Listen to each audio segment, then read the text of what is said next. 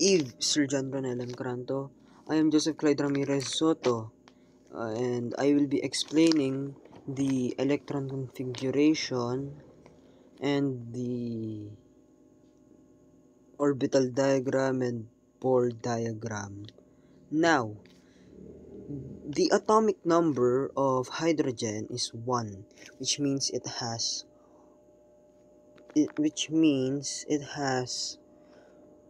one electron and one proton, and it's and it and its electron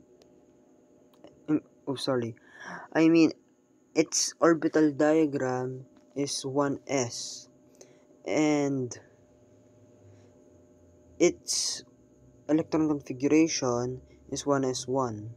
This one means in the one orbital, it only holds one orbital only holds one electron, and its Bohr diagram is, this is the hydrogen.